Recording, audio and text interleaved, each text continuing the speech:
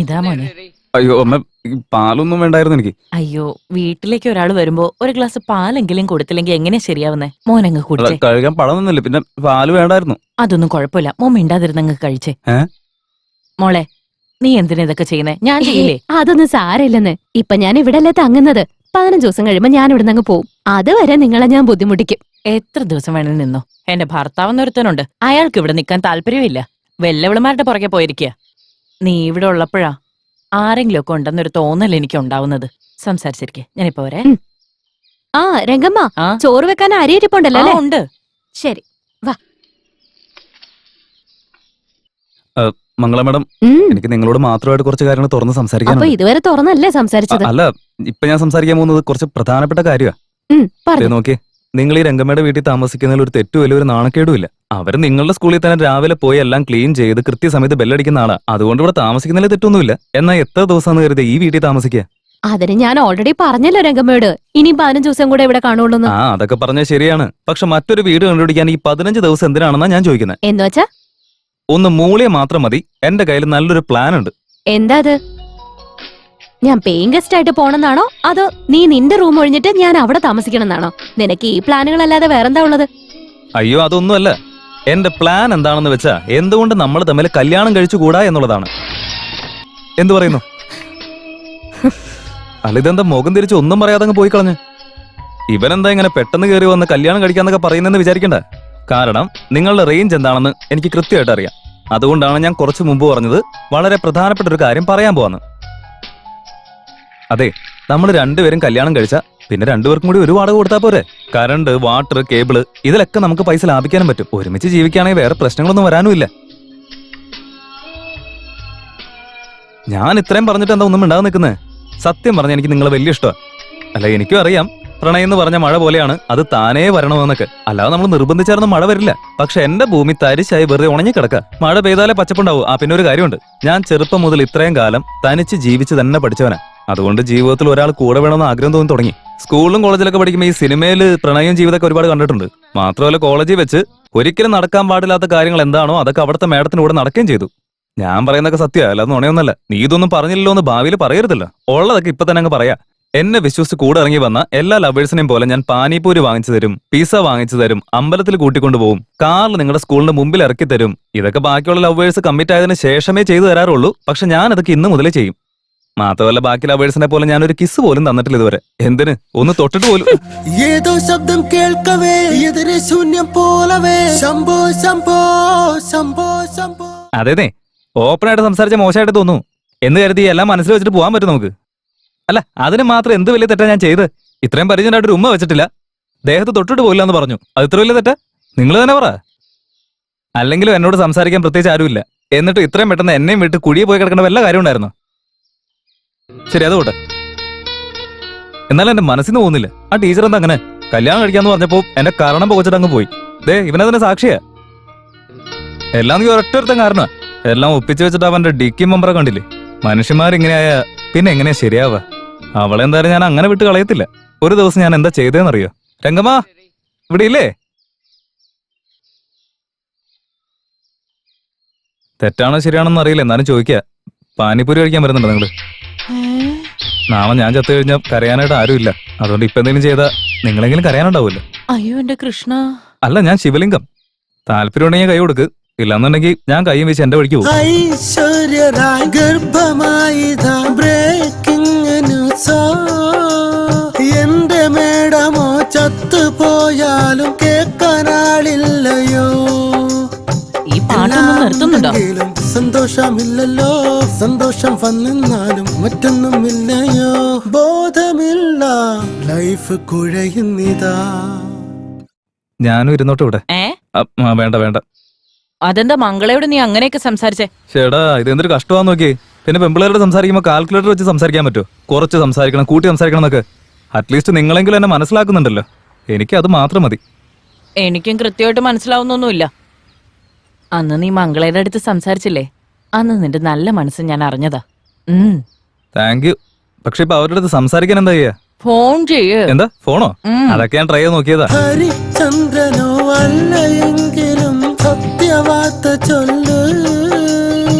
രവിചന്ദ്രനായി എന്തുകൊണ്ടു നീ നുണകളായി മുഴുകി? കട്ട് ചെയ്ത് കളയാണല്ലേ, ഒരു ദിവസം കൈ കിട്ടും എനിക്ക്. എന്തിനു ധരിച്ചു നീ മനസ്സിന് ഹെൽമറ്റ്? എന്നാകെ ചൊല്ലിടൂ നീ, നീ എന്റെ പ്രിയല്ലേ. ഇതിനേക്കാളും എന്റെ ഓണറിന്റെ മോള് തന്നെ. വേറെ കുഴപ്പമൊന്നുമില്ല, കുറച്ച് കൂടുതൽ കഴിക്കുന്നല്ലേ ഉള്ളൂ. ബോധമില്ല, ലൈഫ് കുഴയുന്നിതാ. ലാൻഡ് ലൈനിൽ നിന്ന് വിളിച്ച എനിക്കെന്താ മനസ്സിലാവില്ലെന്നാണോ കരുതിയത്? ഫോൺ വെക്കടാ. ആ ഇതൊക്കെ കേട്ടിട്ട് എന്ത് തോന്നി? നേരിട്ട് ഇന്ന് മംഗളയോട് സംസാരിക്കല്ലേ വേണ്ടത്. എങ്ങനെ സംസാരിക്കാനാ? സ്കൂളിൽ വന്നു കഴിഞ്ഞാൽ അപ്പൊ നിങ്ങൾ ബെല്ലടിക്കും. സ്കൂളിലേക്ക് കയറുന്നതിന് മുമ്പ് നിനക്കൊന്ന് സംസാരിച്ചെന്താ? അതൊക്കെ ഞാൻ ട്രൈ ചെയ്ത് നോക്കിയതാ. പക്ഷെ ടീച്ചർ എന്നെ കണ്ടു കഴിഞ്ഞാൽ അപ്പൊ ഭയങ്കര ജാടയല്ലേ കാണിക്കുന്നത്. ചാടയോ? ഒരു ദിവസം ക്ഷേത്രത്തിൽ കാണാൻ പോയത് എന്താ സംഭവിച്ചെന്നറിയോ? അത് പറഞ്ഞുതരാം, കേട്ടു നോക്ക്. എന്റെ പൊന്നു ടീച്ചറ്, ഞാൻ ചെറുപ്പം മുതൽ ഇങ്ങനെയാ. എന്റെ മനസ്സിൽ എന്തെങ്കിലും ഉണ്ടെങ്കിൽ അതൊക്കെ ഞാൻ അപ്പൊ തന്നെ തുറന്നു പറയും. കോടതിയിൽ ലെക്ചറർ എന്റെ അടുത്ത് എന്താ ഇഷ്ടം എന്ന് ചോദിച്ചപ്പോ, അമ്മേ ദേവി മഹാമായ രക്ഷിക്കണേ, അതായത് ശിവന്റെ ക്ഷേത്ര. പരമേശ്വര ഈശ്വര ശ്രീകണ്ഠേശ്വര. മേഡം, മേഡം, ഇവിടെ നോക്ക്, നിന്നോട് സംസാരിക്കാൻ എനിക്ക് താല്പര്യമില്ല. കാരണം നീ വൃത്തികെട്ട രീതിയിൽ സംസാരിക്കാൻ അത്ര. ഞാൻ ഉമ്മ വെച്ചില്ല എന്ന് പറഞ്ഞ് ഇത്ര വലിയ പ്രശ്നമാണോ? ദേ നോക്കിയേ, നിങ്ങൾ എന്നെ കല്യാണം കഴിച്ചില്ലെങ്കിൽ കുഴപ്പമില്ല, പക്ഷെ ഇങ്ങനെ അവോയ്ഡ് ചെയ്യാൻ നിൽക്കല്ലേ. അറ്റ്ലീസ്റ്റ് ഒന്ന് ആഹാ ശരി ആയിക്കോട്ടെ. ഇങ്ങനെ പുറകെ വരുന്നോണ്ടല്ലേ ഇനി ഇതുപോലെ ഞാൻ വരത്തേയില്ല. ശിവരാത്രിയുടെ അന്ന് വൈകുന്നേരം 6 മണിക്ക് അഭിഷേകമുണ്ട്. അത് കഴിഞ്ഞ് 7 മണിക്ക് മഹാമംഗള ആരതി. ഇതാ പിടിക്ക്, ഇത് നിങ്ങളുടെ പേരിലുള്ള പൂജയുടെ ചീട്ടാ. ഒന്ന് നോക്കിയേക്ക്. അതിൽ പേര് കൊടുത്തിരിക്കുന്നത് മംഗള, അവിട്ടം നക്ഷത്രം, കുംഭരാശി. പിന്നെ ഇത് ശിവലിംഗം എന്ന് പേരുള്ള ഒരാളുടെ പൂജയുടെ ചീട്ടാ. ശിവഗോത്രം, രോഹിണി നക്ഷത്രം, വൃഷഭരാശി. എല്ലാം ശരിക്കും നോക്കിയേക്ക് മോളെ. ശരി. എന്റെ മുമ്പിൽ ഇത്ര അഭിനയൊന്നും വേണ്ട, അതൊക്കെ നിർത്തിക്കോ. നിങ്ങൾ പെണ്ണുങ്ങളൊക്കെ ഇങ്ങനെയാ, മനസ്സിൽ ആഗ്രഹം ഒളിപ്പിച്ചു വെക്കും, അത് തുറന്ന് പറയത്തുമില്ല, ഇങ്ങോട്ട് തുറന്നു പറയുന്നവരെ വെറുപ്പിക്കുകയും ചെയ്യും. നിന്നെ ഇത്ര നാളത്തെ പൂജ പോരാഞ്ഞിട്ട് ശിവരാത്രിയുടെ അന്ന് നടക്കുന്ന പൂജ ഇനി വേറെ സ്പെഷ്യലാ? പറയാൻ പറ്റില്ല, ചിലപ്പോ ഞാൻ കാവടി എടുത്തു തൊള്ളു. എന്താ? അതൊക്കെ എന്റെ സൗകര്യ. അതെ മേഡം, ഒന്ന് നിന്നേ. എന്താ ചെയ്യേണ്ടത് പോലെ പിടിയുണ്ടോ? സംസാരിക്കാതെ ഏതെങ്കിലും സിനിമയ്ക്ക് പോയാലോ? വാടാ പോവാം.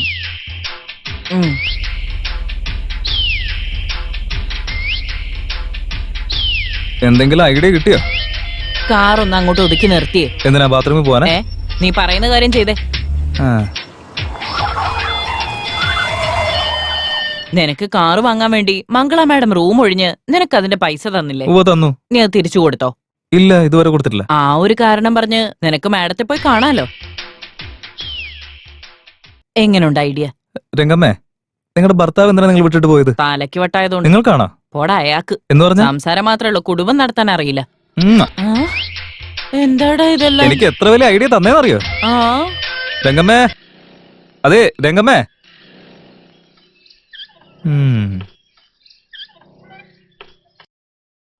നമസ്കാരം. നമസ്കാരം നിങ്ങൾക്കല്ല, ഈ വീടിന്റെ ഓണർക്ക്. രംഗമില്ലേ ഇവിടെ? ചോദിച്ചിട്ടില്ലേ ഉണ്ടോന്ന്? രംഗമ്മ, പൊന്മാനെ കോപം എന്തിന് പൊന്മാനെ? രംഗമ്മേ. അയ്യോ മോനായിരുന്നോ? Many many happy returns of the day Rangamma. Thanks അല്ലോ. ഇവനല്ലേ ഗിഫ്റ്റ് തരുമ്പോ താങ്ക്സ് പറയണമെന്ന് പറഞ്ഞേ. അതെ, ഞാൻ തന്നെയാ താങ്ക്സ് പറയാൻ പറഞ്ഞത്. അതിനിപ്പോ എന്താ? ബെല്ലടിക്കുന്ന റോഡ് ചീത്തയായി പോയി, അപ്പൊ അത് വാങ്ങാനായിട്ട് നമ്മുടെ അണ്ണന്റെ കടയിലേക്ക് ഒന്ന് വന്നായിരുന്നു. അന്നാണ് ഈ ബർത്ത്ഡേയുടെ കാര്യമൊക്കെ പറഞ്ഞ്. എന്നാ പിന്നെ വന്നിട്ടൊന്ന് കണ്ടിട്ട് പോവാന്ന് കരുതി. അതുപോലെ അറിയാൻ നിൽക്കുന്ന കണ്ടില്ലേ. മിസ്സിസ് രംഗമ്മ, നമുക്ക് അകത്തിരുന്ന് സംസാരിച്ചാലോ? മോനെ അകത്തേക്ക് വാ.